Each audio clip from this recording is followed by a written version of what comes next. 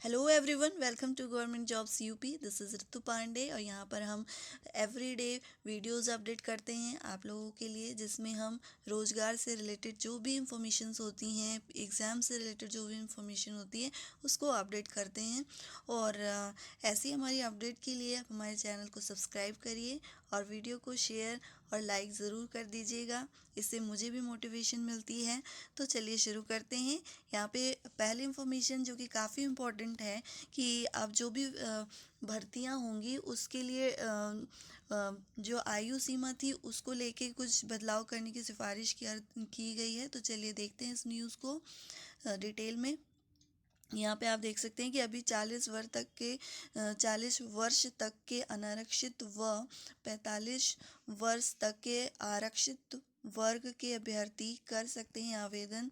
अब 30 व 35 करने की तैयारी की गई है। जो पहले 40 और 45 जो रिजर्वेशन में आते थे अभ्यर्थी, उनका अब एज चेंज करने के लिए, एज ग्रुप को घटाने की लिए बात चल रही है। यहाँ पे प्रदेश की सरकारी सेवाओं में भर्ती की अधिकतम उम्र में फिर बदलाव पर चर्चा शुरू हो गई है। इसे 40 से घटाकर 30 वर्ष किया जा सकता है। इसके अलावा एक बार सरकारी सेवा में आने के बाद दूसरी सरकारी सेवा के लिए आवेदन के अवसर भी सीमित करने की योजना है। विभागीय कर्मियों की संख्या का युक्तिकरण, प्रभावशीलता व दक्षता में सुधार के लिए गठित समिति ने सरकारी सेवाओं में नियुक्ति के लिए निर्धारित अधिकतम आयु सीमा सामान्य वर्ग के लिए 40 से घटाकर 30 और आरक्षित वर्ग के लिए 35 वर्ष की किए जाने की सिफारिश की है। आरक्षित वर्ग के लिए यह सीमा 45 वर्ष है। इसके पहले भी सपा शासनकाल में 6 जून 2012 को अधिकतम आयु सीमा 35 वर्ष से बढ़ाकर 40 वर्ष कर दी गई थी। 35 वर्ष की अधिकतम आयु सीमा पहले 32 वर्ष थी। तो और यहाँ पे नौकरी पाने के बाद दूसरी नौकरी के केवल 2 मौके दिए जाएंगे। सरकारी सेवा में भर्ती के बाद कार्मिक को अन्य सेवाओं की परीक्षा में शामिल होने के लिए अधिकतम 2 अवसर देने का सुझाव दिया गया है। इसी तरह सेवा में चयन होने के बाद यदि कोई अभ्यर्थी अन्य परीक्षा में शामिल होने के लिए आवेदन करता है तो उसे पहली बार कार्यभार ग्रहण करने के लिए 1 वर्ष का वेतन रहित अवकाश स्वीकार करने की व्यवस्था करने की संस्तुति की गई है। यहाँ पे ये चीज़ काफ़ी अच्छी होगी, क्योंकि जिन लोगों को जॉब मिल भी जाती है उसके बाद भी वो गवर्नमेंट जॉब की प्रिपरेशन करते हैं और भी जगह अप्लाई करके करते हैं, जिसकी वजह से जो भी उनको जॉब मिली होती है वो उसमें कंसंट्रेट नहीं कर पाते हैं। तो ये यहाँ पे कुछ सुधार सही है, पर उम्र जो एज का जो यहाँ पे क्राइटेरिया है उसे कम करना ये एक थोड़ी सी वैसी बात है। बट फिर भी अभी इस ईयर तो नहीं हो सकता, क्योंकि ये ईयर तो स्टार्ट हो चुका है। नेक्स्ट 2022 में जो भी होगा उसे कर सकते हैं ये लागू। नेक्स्ट हम आते हैं अगली जो हमारी इंफॉर्मेशन वो है समूह ग में 5 वर्ष संविदा पर रखने की सिफारिश की गई है, जिसमें प्रदेश में विभागीय कर्मियों की संख्या का युक्तिकरण, प्रभावशीलता व दक्षता में सुधार तथा उनके आकलन की व्यवस्था पर सुझाव देने के लिए गठित समिति ने समूह ग की भर्ती पहले 5 वर्ष तक संविदा पर रखने की सिफारिश की है। पर इस सुझाव पर फिलहाल किसी तरह की कार्रवाई की संभावना नजर नहीं आ रही है।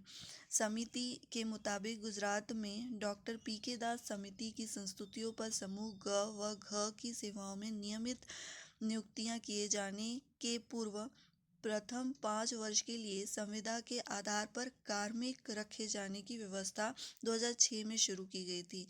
यूपी में चतुर्थ श्रेणी के पदों पर अनुकंपा नियुक्ति को छोड़कर नई नियुक्तियां न किए जाने की व्यवस्था है।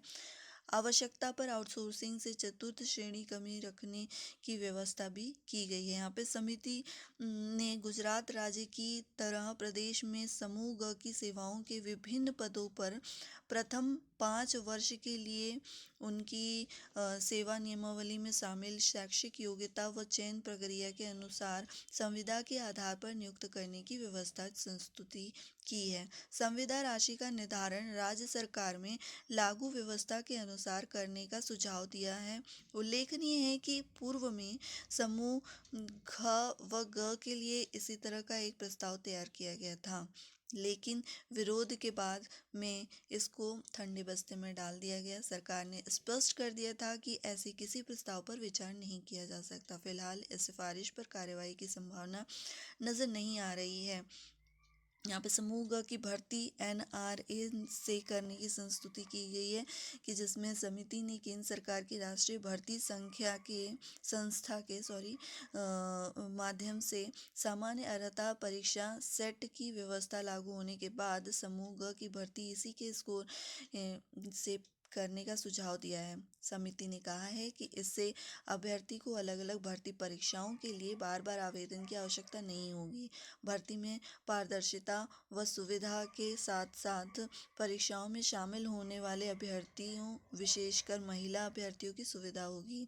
उन अभ्यर्थियों के लिए भी समान अवसर उपलब्ध होंगे जो आर्थिक कारणों से विभिन्न परीक्षाओं में शामिल होने के लिए निर्धारित केंद्रों तक की यात्रा नहीं कर पाते हैं। बताते चले कि सरकार केंद्र की NRA व्यवस्था लागू होने तक द्विस्तरीय परीक्षा प्रणाली लागू करने का फैसला कर चुकी है।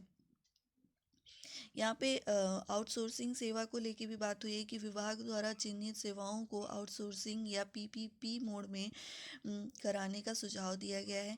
यदि इस प्रयास के बाद भी कुछ पदों को आउटसोर्सिंग से भरने की आवश्यकता हो तो इसके जरिए कर्मचारियों को लेने के लिए एक नियमावली बनाने को कहा गया है। नियमावली सभी विभागों, स्वशासी संस्थाओं, नगरीय निकायों, सार्वजनिक उपक्रमों व निगमों के लिए प्रभावी होंगे। नेक्स्ट ये काफ़ी अच्छी न्यूज़ है कि यूपी दिवस पर जो भी टैलेंटेड स्टूडेंट्स हैं उनके लिए छात्रवृत्ति का स्कॉलरशिप का तोहफा दिया जाएगा। जैसे यहाँ पे न्यूज़ को डिटेल में देख लेते हैं। प्रदेश सरकार यूपी दिवस 24 जनवरी, यहाँ पे आप ये भी ध्यान रख सकते हैं कि यूपी दिवस कब मनाया जाता है। 24 जनवरी को मेधावी छात्र छात्राओं को छात्रवृत्ति का तोहफा प्रदान करेगी। समाज कल्याण, अल्पसंख्यक कल्याण व पिछड़ा वर्ग कल्याण विभाग मेधावी छात्र छात्राओं की सूची तैयार कर रहे हैं। 1-2 दिन में छात्र छात्राओं की असल संख्या फाइनल हो जाएगी। हर साल करीब 57 लाख से अधिक छात्र छात्राओं को छात्रवृत्ति देने के साथ ही शुल्क प्रतिपूर्ति की जाती है। वर्ष 2020 में कोरोना संक्रमण के कारण विलंब हो गया। 24 जनवरी यूपी दिवस को छात्रवृत्ति वितरण किया जाएगा। जिन छात्र छात्राओं ने आवेदन कर दिया है उन्हें छात्रवृत्ति प्रदान की जाएगी। यहाँ पे सूक्ष्म लघु लॉन्च होगा MSME ऐप।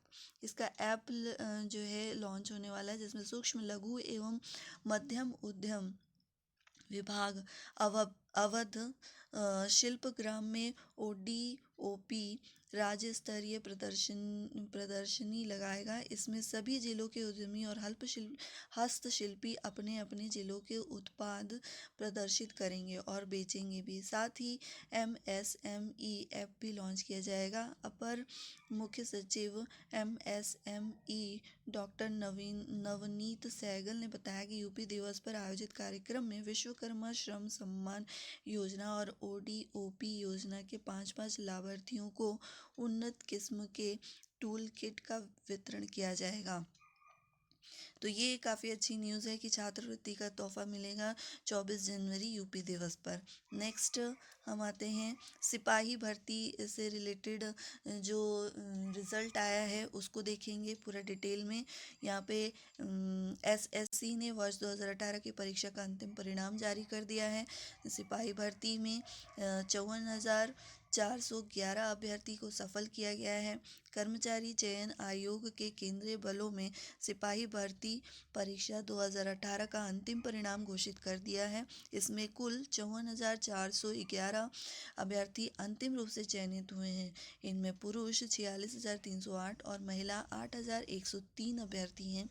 यह भर्ती 58,358 पदों के लिए हुई थी। इसमें से 3,947 पद अभी रिक्त हैं। हालांकि केवल राज्य का परिणाम घोषित नहीं किया है। एसएससी ने केंद्रीय बलों एनआईए, एसएसएफ व असम राइफल की सिपाही भर्ती परीक्षा 2018 के लिए ऑनलाइन आवेदन लिए थे। 11 फरवरी से 11 मार्च 2019 तक इसकी कंप्यूटर बेस्ड परीक्षा कराई गई। इसमें देश भर में 30,41,284 अभ्यर्थी शामिल हुए थे। इस परीक्षा में 5,95,903 अभ्यर्थी सफल हुए। उन्हें शॉर्टलिस्ट करके शारीरिक दक्षता की पीईटी व पीएसटी परीक्षा कराई गई। इसका परिणाम 17 दिसंबर 2019 व 4 मार्च 2020 को जारी किया गया, जिससे 1,52,226 अभ्यर्थी उत्तीर्ण हुए और इसके बाद सफल अभ्यर्थियों का मेडिकल परीक्षण 2 चरणों में कराया गया। इसमें 1,09,552 अभ्यर्थी सफल हुए। 20 जनवरी 2021 को केरल हाई कोर्ट में भर्ती के संबंध में याचिका हुई। कोर्ट ने याचिकाओं के 200 पदों को खाली रखने का आदेश दिया। ऐसे में एसएससी ने उस राज्य का परिणाम जारी नहीं किया है। अन्य सभी राज्यों का गुरुवार रात वेबसाइट पर घोषित कर दिया गया है। भर्ती में नियुक्ति विभिन्न हाई कोर्ट में दाखिल याचिकाओं के अंतिम परिणाम के अधीन होगी। यहाँ पे ये सारी पुरुष वर्ग और महिला वर्ग के सारे कुल पद और चयनित अभ्यर्थियों का दिया हुआ है वर्ग के अकॉर्डिंग, आप देख सकते हैं। तो जो भी अभ्यर्थियों ने यहाँ पे सफलता प्राप्त की है उनको मेरी तरफ से बहुत ही हार्दिक शुभकामनाएं हमारे चैनल की तरफ से भी। और नेक्स्ट हम देखते हैं यहाँ पे 36,590 सहायक शिक्षकों को 25 से आवंटित होंगे स्कूल। जो ये वैकेंसीज आई थी उनके लिए है ये न्यूज़, जिसमें बेसिक शिक्षा परिषद में 69,000 सहायक अध्यापक भर्ती के दूसरे चरण में नियुक्त जो है 36,590 सहायक अध्यापकों को 25 से 27 जनवरी तक स्कूल आवंटित किए जाएंगे। शिक्षकों को स्कूल में ऑनलाइन तैनाती देने के लिए बृहस्पतिवार को शासनादेश जारी कर दिया गया है। स्कूल शिक्षा महानिदेशक विजय किरण आनंद के अनुसार नवनियुक्त सहायक अध्यापक और अध्यापिकाओं को ऑनलाइन तैनाती दी जाएगी। जिस जिले को आवंटित अभ्यर्थियों की संख्या में 5 अतिरिक्त रिक्त पदों को जोड़ते हुए सहायक शिक्षकों से नियुक्ति के लिए विकल्प मांगे जाएंगे। इसमें सबसे पहले शिक्षक विहीन और एक ही शिक्षक वाले स्कूलों के रिक्त पदों को शामिल किया जाएगा। इसके बाद भी रिक्त पदों की आवश्यकता होने पर 2 शिक्षक वाले उन स्कूलों को शामिल किया जाएगा जिनका छात्र शिक्षक अनुपात सबसे अधिक है। तैनाती में दिव्यांग महिला, दिव्यांग पुरुष, महिला अभ्यर्थियों को प्राथमिकता दी जाएगी। यहाँ पे 30 जनवरी तक कार्यभार ग्रहण करना होगा और इसमें इनको शपथ पद भी ग्रहण कराया जाएगा। बेसिक शिक्षा परिषद में 31 दिसंबर 2020 को स्थानांतरित हुए 21,695 सहायक अध्यापकों को 30 जनवरी तक स्कूलों में कार्यभार ग्रहण करना होगा। विभाग ने शिक्षकों को कार्यमुक्त करने और नए स्कूलों में कार्यभार ग्रहण करने का कार्यक्रम जारी कर दिया है। महानिदेशक ने बताया कि स्थानांतरित सहायक अध्यापकों को 27-28 जनवरी तक कार्यमुक्त किया जाएगा। इसके बाद 29-30 जनवरी तक पदस्थापन और कार्यभार ग्रहण करना होगा। तो ये थी न्यूज़ टीचिंग से रिलेटेड। इसके अलावा अगर आपको और भी कोई न्यूज़ चाहिए और कोई भी इंफॉर्मेशन चाहिए तो आप उसके लिए हमारे चैनल को सब्सक्राइब करिए और हमारे नीचे दिए हुए कमेंट बॉक्स में जाके कमेंट कर सकते हैं। स्पेशली जब भी मैं आपके कमेंट्स देखूंगी उसका रिप्लाई ज़रूर दूंगी। और वीडियो को लाइक ज़रूर करिएगा ताकि हमें भी पता चले कि आप लोग के लाइक से हमें मोटिवेशन मिलती है। और नेक्स्ट हम देखते हैं आईटीआई में मेगा रोजगार मेला 28 को होगा। यहाँ पे क्षेत्रीय सेवा योजना कार्यालय, औद्योगिक प्रशिक्षण संस्थान अलीगंज व कौशल विकास मिशन के संयुक्त तत्वावधान में 28 जनवरी को सुबह 10:30 बजे से रोजगार मेला आयोजित किया जाएगा। यह जानकारी सहायक निदेशक सेवा योजन मंडल सुधा पांडे ने दी है। उन्होंने बताया कि राजकीय औद्योगिक प्रशिक्षण संस्थान अलीगंज परिसर में आयोजित होने वाले रोजगार मेले में 20 से 25 कंपनियां हिस्सा लेंगी। अभ्यर्थी अपना आवेदन विभागीय पोर्टल सेवा योजन .up.nic.in पर कर सकते हैं। अभ्यर्थियों को कोविड प्रोटोकॉल के तहत परिसर में प्रवेश मिलेगा। नेक्स्ट, यहाँ पे इस साल बड़े स्तर पर भर्तियां करेंगी 35% कंपनियां, क्योंकि काफ़ी कोविड की वजह से सारी वैकेंसीज, सारी जो भी कंपनियां अपनी वैकेंसीज निकालती थी उन्हें रोक दी गई थी। पर अब धीरे धीरे सब जगह से ये सब वैकेंसीज आनी शुरू हो गई हैं, भर्तियां होनी शुरू हो गई हैं। तो देश में कारोबारी गतिविधियों में सुधार के साथ नौकरियां बढ़ने की संभावना है। एक सर्वे के मुताबिक 53% कंपनियां इस साल बड़े स्तर पर कर्मचारियों की भर्ती करेंगी। पेशेवर भर्ती सेवा मुहैया कराने वाली कंपनी माइकल पेज इंडिया ने रिपोर्ट में कहा, कोरोना महामारी ने पूरे एशिया प्रशांत की अर्थव्यवस्था पर प्रतिकूल प्रभाव डाला है। इससे 2020 में भर्ती प्रक्रिया में 18% गिरावट आई। हालांकि अब उम्मीद जगने लगी है। माइकल पेज इंडिया के एमडी निकोलस डुमोलिन ने कहा कि इस सर्वे में शामिल 60% कंपनियों ने इस साल वेतन बढ़ाने की उम्मीद जताई है। 55% कंपनियों की योजना कर्मचारियों को बोनस देने की है। रिपोर्ट में आगे कहा गया है कि हेल्थ केयर क्षेत्र में सबसे ज़्यादा 8% वेतन वृद्धि हो सकती है, जबकि एफएमसीजी ने 7.6% और ई कॉमर्स इंटरनेट सेवा में 7.5% वेतन बढ़ाने का अनुमान है। यह सर्वे भारत प्रशांत क्षेत्र के 12 देशों पर आधारित है। इसमें भारत की 5,500 से ज़्यादा कंपनियां और 21,000 कर्मचारी शामिल हैं।